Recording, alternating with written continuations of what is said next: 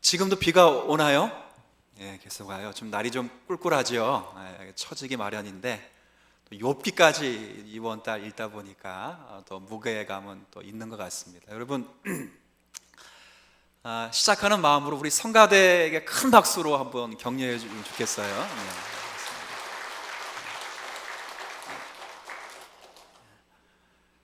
추우세요? 괜찮습니까? 예.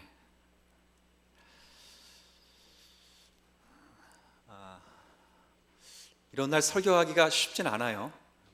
지금 마이크 상태도 지금 계속 오르락 내리락거리고 비도 오고 좀 분위기가 많이 다운되어 있는데 거기다가 욥기까지 또 읽어 나가야 되기 때문에 사실은 넉넉하지 않아요. 어떤 분이 그러셨어요. 힘들어 죽겠다고 욥기 이거. 듣는 분은 얼마나 힘들면 하는 사람은 얼마나 힘들겠습니까? 좀 그걸 좀 알아주시고 그랬으면 좋겠습니다.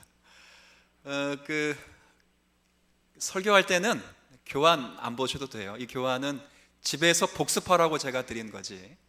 설교 행위는 하나님과의 교제 행위입니다. 그러니까 여러분들이 이것 교환 가지고 하나님과 교제를 막아서는 안 되기 때문에 여러분께서 그념까지도 염두에 두셔서 또 생각하면 좋겠습니다. 세상을 살아가다 보면 사실은 이해되지 않는 일들을 만나는 경우가 종종 많습니다. 암담한 현실을 만나기도 하고 혹독한 현실을 종종 겪을 때가 있습니다. 하나님이 계신다는 것을 의심하는 것도 아닌데 또 하나님이 여전히 역사하신다는 것도 부인하는 것도 아닌데 사실 내가 처한 현실에서 하나님의 존재를 확인할 수 없고 하나님의 역사하심과 하나님의 살아계심을 경험할 수 없는 깊은 좌절의 늪에 빠지는 경우가 신앙인들임에도 불구하고 종종 있습니다. 오래전 있었던 이야기인데요. 제가 목사 임직을 받고 그 해인지 그 다음 해인지는 정확히 기억이 안 나는데 예전에 있었던 한 교회에서 한 여집사님이 계셨습니다. 이 여집사님은 신앙이 참 좋을 뿐만 아니라 노래를 참 잘하셔서 지금 성가대원들처럼 노래를 참 잘하셔서 성가대원을 하시면서 또 기도회가 있고 또 오후 예배 때는 찬양을 같이 하시는 여자 집사님이셨습니다. 아주 넉넉한 삶은 아니어도 조그만한 자기 사업체를 가지고 계시고 사랑하는 남편과 함께 다복한 가정을 이루었는데 저희 자녀들보다 하나가 더 많았어요. 몇 명이겠어요? 4명입니다. 그 당시 제가 그때 기억으로는 첫 아이가 이제 고등학교 1학년을 막 입학했고 동생들은 나이가 좀 어려서 제가 유초동부 교육자를 하면서 제가 맡아서 함께 신앙을 함께 이렇게 지켜나갔습니다. 행복한 가정이었습니다. 그분의 유일한 기도 제목이 뭐였냐면 사랑하는 남편 예수 믿게 해주십시오. 이게 유일한 기도 제목이었습니다. 행복한 가정이었죠.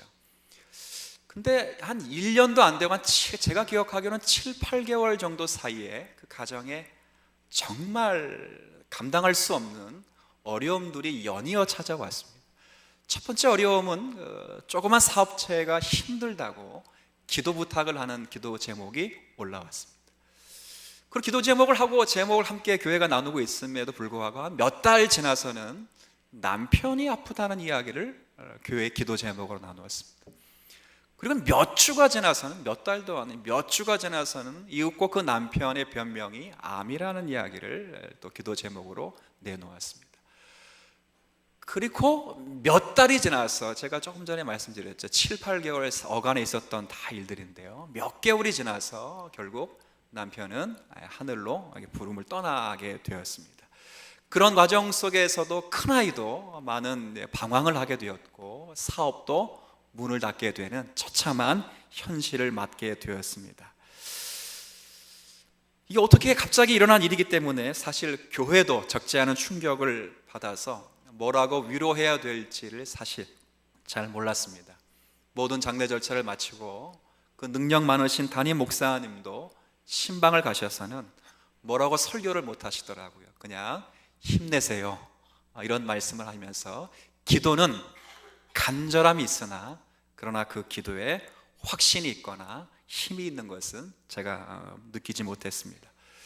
그러고 나서 정말 또 몇 개월, 한 6개월 정도 지났을까요? 다시 그분이 교회에 찬양 인도를 하러 이 자리에 다시 섰습니다. 근데 그날따라 찬양 인도자인 교역자가 멘트를 하지 않고 그 여집사님에게 멘트할 기회를 주었어요. 그래서 그분이 멘트한 것이 지금도 제 기억에 아주 생생합니다. 그분이 뭐라고 멘트를 했냐면, 여러분 기도해 주셔서 감사합니다. 저는 여러분이 아시다시피 얼마 전에 남편을 잃고 또 사업을 잃었습니다. 다 망했습니다. 더 이상 슬플 일도 없고 또 망할 것도 없습니다.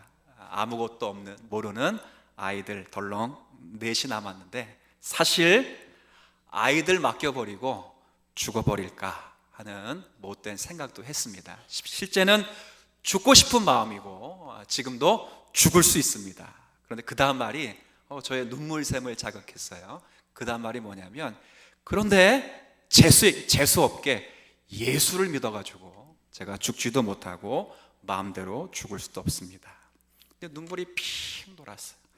왜 돌았냐면, 그 집사님이 믿음이 없다는 증거가 아니라 지금 자신의 현실이 너무 아프다는 신음소리를 내고 있기 때문에 그렇습니다.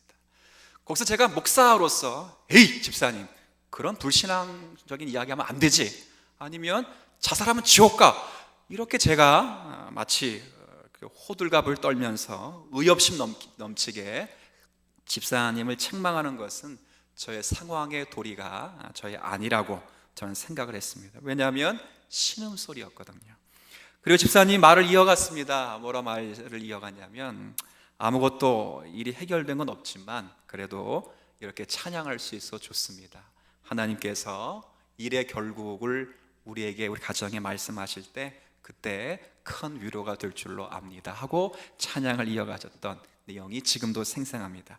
한 성도가 그 혹독한 현실 가운데서 끝까지 하나님을 붙잡으면서 자기의 삶을 살아내려고 했던 그 여인의 몸부림을 제가 지금도 목회 초년병 시절의 기억을 생생하게 기억하고 있습니다. 제가 왜 이런 말씀을 드리냐면, 오늘 본문의 욥의 경우도 마찬가지입니다. 욥은 자기가 원인을 제공하지 않았음에도 불구하고 어느 날 정말 갑자기 닥쳐온 호독한 고난 때문에 참담한 현실을 그가 맞게 되었습니다. 분명 의로웠던 욥이었습니다. 그러나 하나님의 허용하심과 사탄의 시험을 받아서 우리가 아는 대로 재산을 잃게 되고 자녀를 한꺼번에 잃어버리게 되었습니다. 그리고 건강까지 모두가 잃어버리는 참담한 현실을 맞게 되었습니다. 어찌 한 개인에게 이런 일이 일어날 수 있을까 하는 큰 재앙이었습니다. 거기에 대하여 아내도 그를 외면하고 그를 위로하러 찾아왔던 친구들도 욥이 당한 그 결과를 보고 이윽고 그렇게 결론을 내어버렸습니다. 너가 하나님 앞에 이 재앙을 받은 것은 분명 하나님 앞에 죄를 지은 결과라. 이렇게 친구들은 욥을 몰아갔습니다. 이제 욥이 할 수 있는 유일한 것은 참담한 현실 속에서 오직 한 가지 소원을 품고 몸부림치는 것밖에는 없습니다. 그 한 가지 소원을 품고 몸부림치는 것은 다름 아닌, 여러분이 욥기서를 매일 읽어오셨다면 다른 것이 아니라 하나님을 찾는 것이었습니다. 하나님이 계신 곳을 알 수만 있다면, 하나님이 계신 곳까지 내가 찾아갈 수만 있다면, 이게 욥의 간절함입니다. 여러분, 오늘 읽었던 23장의 3절과 4절 말씀이 바로 이 말씀입니다. 내가 하나님께 간절히 나아가서 그분을 만날 수만 있다면 하나님은 나의 무죄함과 나의 정당함을 들어주시고 나를 의롭다고 판결해 주실 것이다. 이게 욥의 소원이었습니다. 그래서 이 고난의 문제는, 이 재앙은 나에게 문제가 있는 것이 아니라 하나님의 분명한 목적 가운데 이 고난이 찾아왔다는 것을 본인은 정당함으로 입증할 수 있으리라 생각했습니다. 이게 5절부터 7절까지의 내용입니다. 근데 문제는 하나님을 그렇게 찾아도, 하나님을 그렇게 불러도 하나님이 아무런 대답을 하지 않고 하나님을 찾을 수가 없는 것입니다. 내가 앞으로 가도 그가 계시지 아니하고 내가 뒤로 가도 그가 보이지 아니하며 그분이 왼쪽에서 일하시나 그러나 내가 만날 수가 없고 그분이 오른쪽으로 돌이키시나 그분을 뵐 수 없도다. 이게 8절과 9절의 내용. 이걸 욥이 가장 마음에 괴롭힘을 당하면서 하나님 앞에 탄식하는 내용입니다. 아까 여집사님이 하나님께 그렇게 묻지요. 왜 제 남편을 이렇게 데려갔습니까? 왜 제 사업을 이렇게 무너뜨렸습니까? 왜 저희 자녀들이 이렇게 방황하도록 하나님 방관하셨습니까? 근데 거기에 하나님은 아무런 답을 하시지 않는 것, 이게 욥의 상황과 똑같습니다.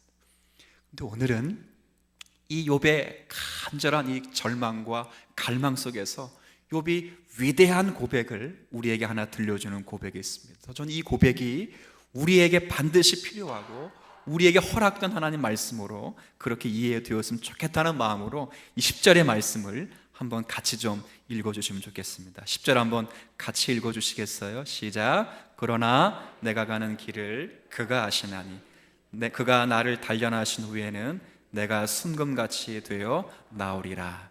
여러분, 이 탄식 속에서도 욥이 마음의 확정을 하고 있는 것은 10절의 말씀입니다. 무슨 뜻입니까? 내가 가는 길 나도 모르고 친구들도 모르지만 내가 가는 길 오직 누구만이 아신다고요? 하나님만이 아신다. 바로 이 고백을 하는 거예요. 나도 모르고 친구도 모두 이웃도 모르지만 내가 가야 가는 길 그분 오직 하나님만이 아신다는 거죠. 하나님의 존재를 찾을 수 없고 확인할 수 없어도 하나님은 여전히 살아계십니다. 그 고백입니다. 하나님의 살아계심과 역사하심이 내 현장과 내 지금 상황에서 증거가 되지 않을지라도 하나님은 여전히 나를 위하여 일하시며 나에 대한 진실한 계획을 가지고 계십니다.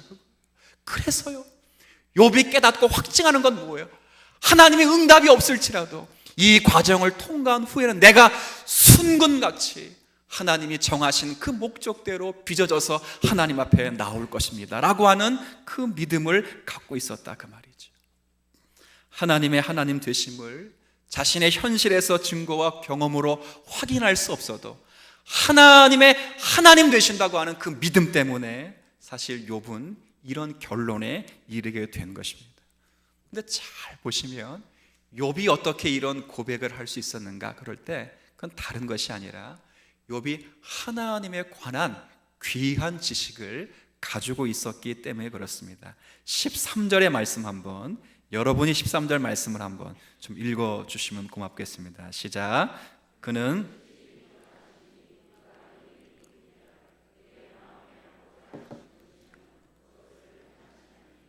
여러분 잘 보세요. 그분은 뜻이 어떠하신 분이라고 되어 있어요? 일정하신 분이시다. 여러분, 일정하다는 말이 뭡니까? 여러분 다 아시는 표현이죠. 일정하다. 이 말은 구약의 하나님의 속성과 관련돼 쓰여질 때는 진실하시다, 그리고 한결같으시다, 변함이 없으시다, 돌이키지 않으신다. 누가? 하나님이. 그렇지. 그 고백을 하는 거예요. 그래서 하나님이 여기 13절 후반에 하나님이 마음에 품고 하고자 하시는 것이 있다면 반드시 그것을 행하시고, 14절 작정하신 뜻이 있다면 반드시 그분은 완성하시는 분이시다, 그거예요. 그래서 내가 가는 길 나도 모르고 아내도 모르고 친구도 모른다. 내가 알았다면 내 스스로 헤쳐나올 것이고, 친구들과 아내가 정답을 제시하면 하나님을 찾지 않아도 된다. 그러나 나는 모르지만 하나님의 뜻은 일정하시고 작정하시고 마음에 계획하신 것은 반드시 이루시는 분이시기 때문에 이 고난은 내 문제가 아니라 하나님의 문제이니 이 고난 앞에 내가 함몰되지 않고 하나님 목적하신 자리에는 반드시 서게 될 것이다, 그거예요. 이게 욥의 오늘 고백이에요. 그래서요, 자신이 죽는다고 해서 통할 문제가 아니라 그 말이에요. 아까 여러분이 피식하고 웃었지만 그 여자 집사님이 마지막 말 때문에 제가 많이 울었는데요. 여자 집사님 뭐라 그랬죠? 재수 없이 누구를 믿어가지고 그래서 죽을 수도 없네요. 예수 믿었다는 것이 재수 없다는 말이 아니라, 그렇죠? 예수 그리스도를 믿었기 때문에 죽고 싶어도 뭘 할 수 없다는 거예요? 죽을 수 없이 이 고난을 이겨나갈 수 없는 상황이 너무 힘들다는 거예요. 그 여집사님은 죽고 싶대요. 죽는 것이 훨씬 낫대요.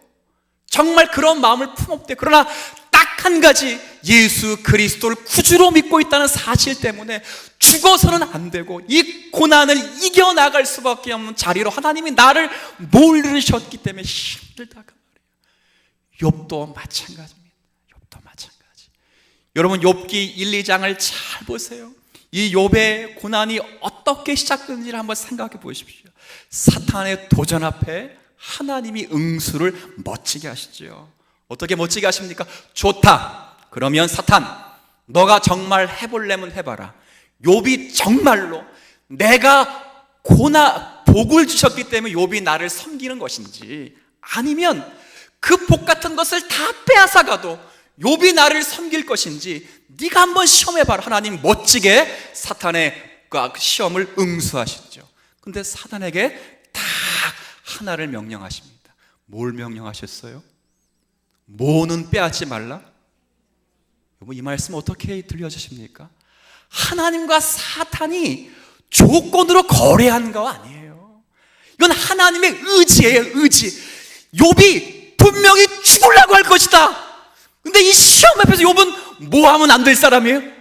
죽으면 안 될 사람이에요. 죽으면. 그래서 하나님이 그 의지로 사탄에게 확인시키는 거예요. 얘 결코 죽을 수 없도록 내가 붙들어 놓고 이 고난을 넉넉하게 이겨 이 고난을 통하여 내가 누구인지, 정말 성도가 하나님이 복을 주셔 섬기는 존재인지, 아니면 하나님 자체가 가장 큰 상급이고 복인지 내가 증명해낼 것이다. 그거예요. 욥이 죽으면 안 되죠. 자기 문제가 아니거든요. 죽으면 안 돼요. 사탄이 그걸 시험에 안 걸는 게 아니에요. 하나님과 사탄의 조건적인 계약이 아니란 말입니다. 하나님의 의지의 의지. 내 문제에 내 문제. 욥을 통해 알려주지요. 그 하나님, 그분은 전능하신 하나님이에요. 모든 성도들을 향하여 뜻을 가지고 계신 하나님이요. 그러나 그 뜻은 일정하시고 한결같으시고 진실하시기에 반드시 합력하여 선을 이루어내시는 하나님이시다. 그거죠. 그걸 가르쳐 내시는 거예요. 믿으십니까? 욥은 그것을 비로소 깨닫습니다. 내가 죽는다는 말을 해서, 잘 보시면 더 이상 욥은 죽는다는 소리를 안 합니다. 놀랍죠?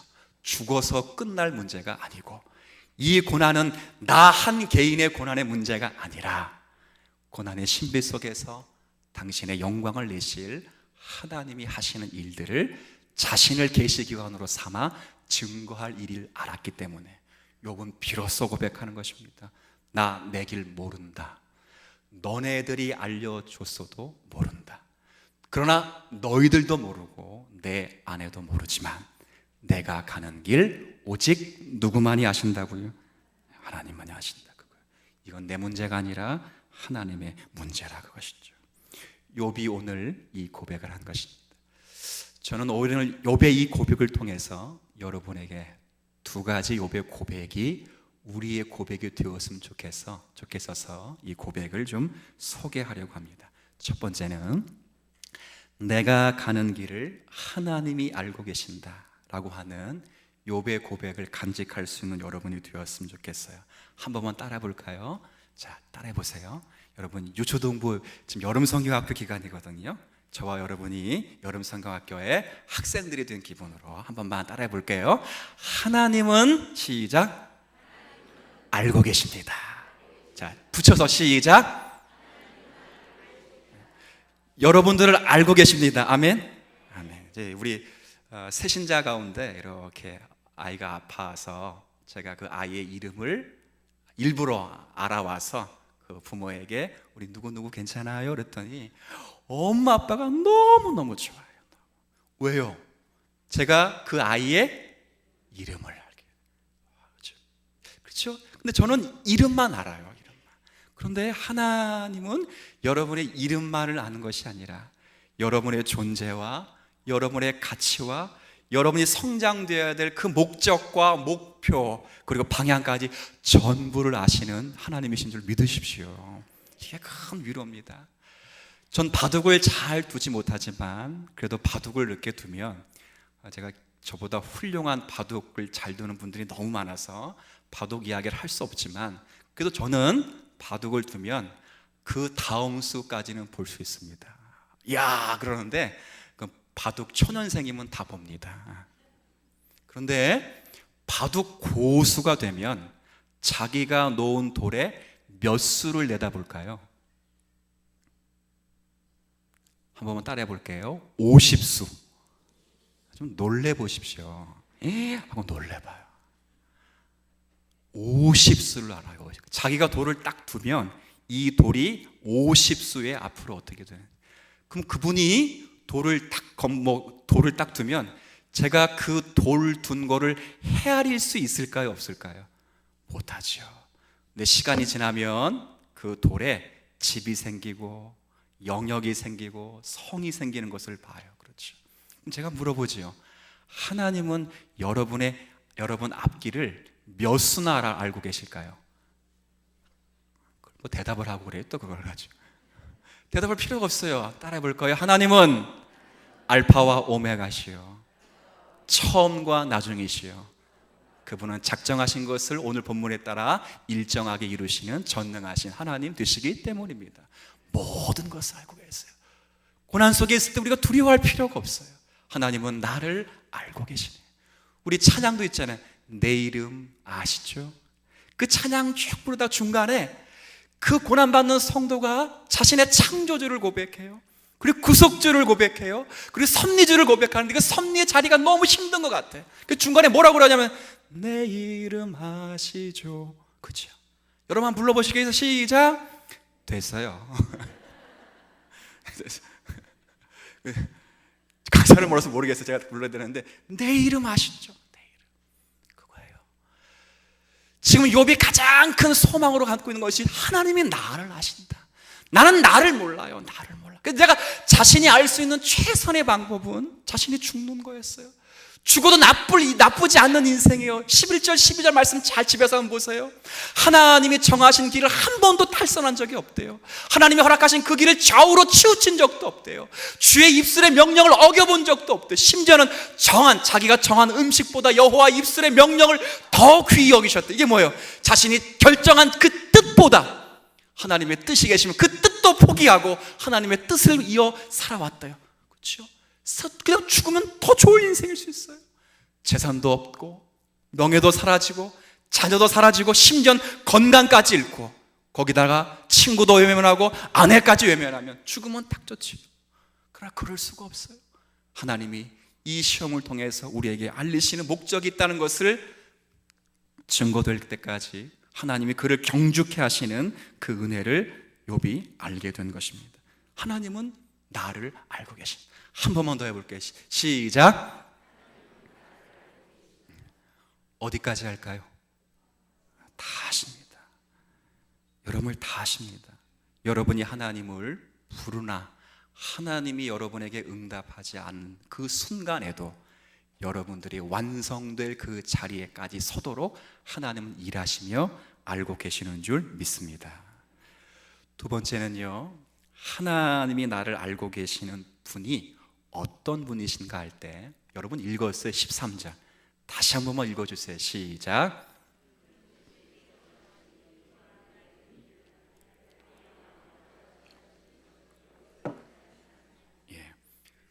보세요. 그분은 나를 아시고 나의 길을 아실 뿐만 아니라 그 아시는 분은 어떤 하나님이시라 그랬어요? 그럼 이렇게 바꿔볼게요. 한번 따라해 볼게요. 하나님은 한결같은 분이십니다. 붙여서 시작. 한결. 우리 아이들, 교회 아이들 가운데 이름이 한결이라는 거예요. 한결같은 하나님이시다. 하나님은 한결같은 분이세요. 우리는 나를 아시는 그 하나님은 변하지 않는 분이시며 진실하신 분이시며 계획을 번복하시는 분이 아니십니다. 이 말은 욥의 컨디션과 조건에 따라서 하나님의 계획을 바꾸거나 그러지 않아요. 욥의 시험은, 이 시험을 잘 통과하면 욥이 복을 받는 시험이라든가, 아니면 욥이 이 시험을 잘 통과하지 못하면 저주를 받는 그런 시험이 아니에요. 이 시험은 욥을 순금같이 빚어내게 하기 위한 하나님의 뜻과 계획이 계신 시험이에요. 그래서 그 자리에 욥이 서기까지 하나님은 진실하시고 변함없이 신실하시게 욥을 그 자리에 세워가시는 하나님이신 줄 믿습니다. 이걸 본문이 그걸 소개해 주는 거예요. 욥의 시험이, 제가 거듭 두 번째 말씀드리지만, 천상에서부터 시작됐다는 건 여러분 잘 알잖아요. 하나님과 욥이 계약을 했다거나 사탄과 하나님과 욥이 계약을 한 사건이에요. 하나님의 일방적인 계획과 작정하심을 따라 욥은 이 자리에까지 오게 됩니다. 친구들이 욥을 코너로 몰아가면 몰아갈수록 욥은 그 코너에서 몰림받은 그 자리에서 어쩔 수 없이 하나님을 찾게 되고, 하나님을 절망하여 찾으면 찾을수록 하나님에 관한 지식에 대한 정보가 더 커지고 하나님의 은총을 붙잡게 되는 그런 일이에요. 욥이 잘하면 복을 주고 욥이 못하면 벌을 주는 그런 식의 고난이 아니라는 거예요. 시험에 있어서 한결같은 하나님의 계획이 계시는 거죠. 창세기 28장의 말씀을 제가 좀 소개해드리면 이 말씀을 좀 이해하기가 쉬울 것 같습니다. 창세기 28장입니다. 맨 앞에 성경이니까요. 창세기 28장, 여러분도 너무 잘 아는 말씀 가운데 하나입니다. 28장 10절부터 15절까지 말씀입니다.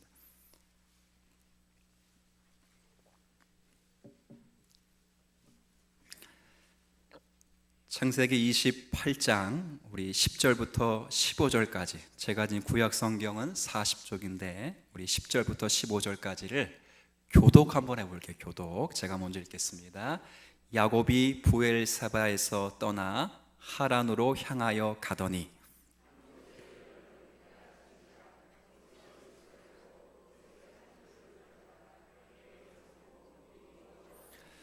꿈에 본즉 사닥다리가 땅 위에 서 있는데 그 꼭대기가 하늘에 닿았고, 또 본즉 하나님의 사자들이 그 위에서 오르락 내리락 하고,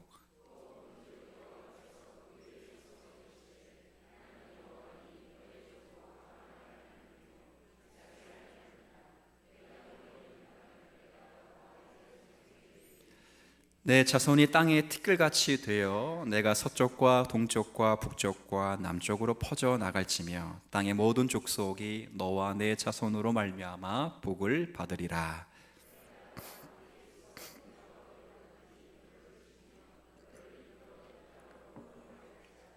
내가 내게 허락한 것을 다 이루기까지 너를 떠나지 아니하리라 하시니라. 아멘. 여러분 잘 아시는 말씀이죠. 야곱이 꿈을 꿨는데 그 꿈에서 하나님을 만나고 하나님이 욥에게 복을 부어주시는 내용입니다. 너무 잘합니다.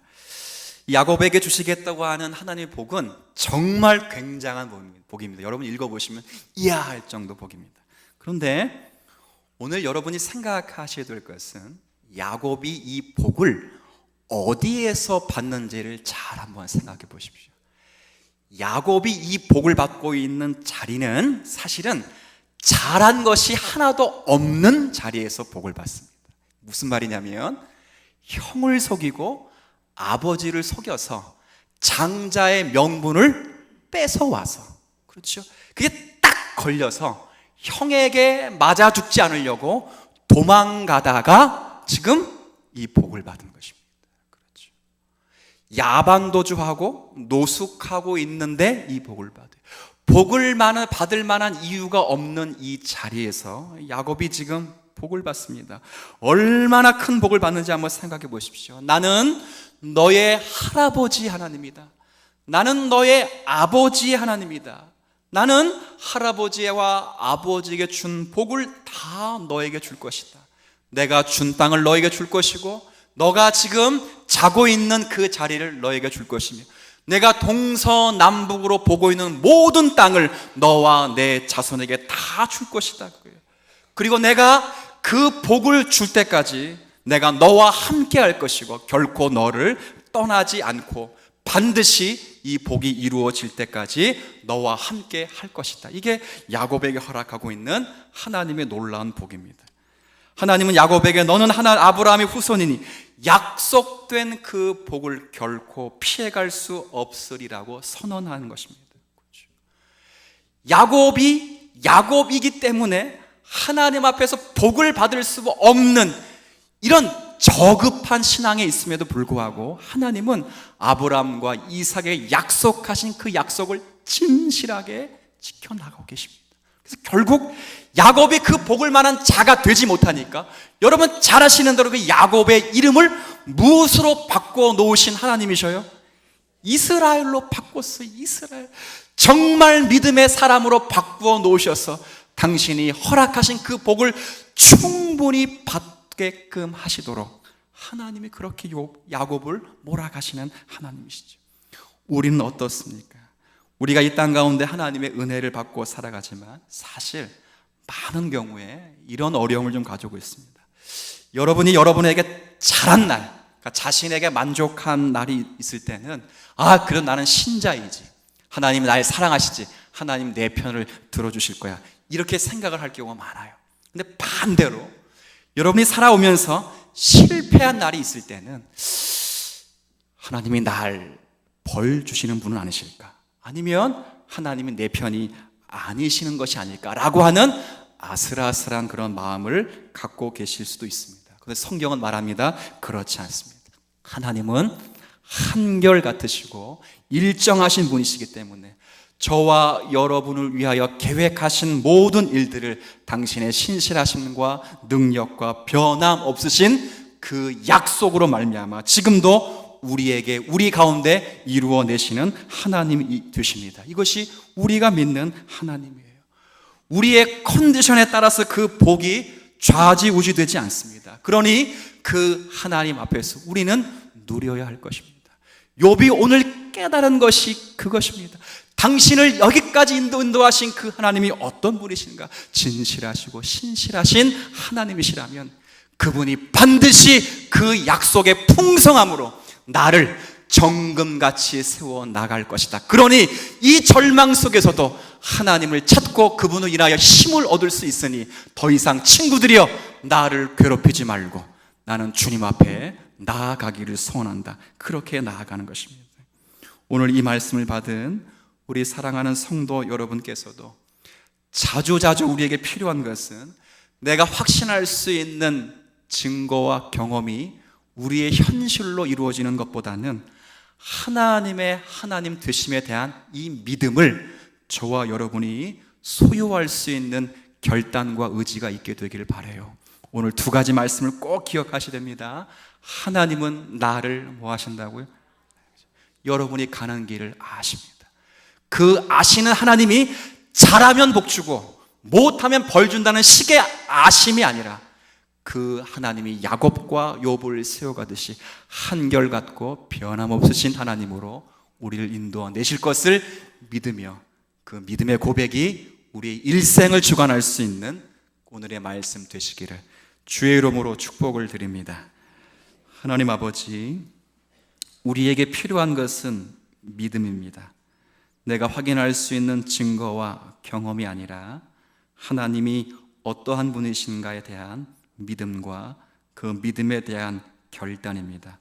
오늘 욥이 친구들의 그 좌절과 절망 속에서도 하나님을 찾으며 내가 가는 길 오직 주님이 아시며 그 아시는 하나님은 한결같은 분이심을 고백하고 있는 오늘의 말씀을 읽어보았습니다.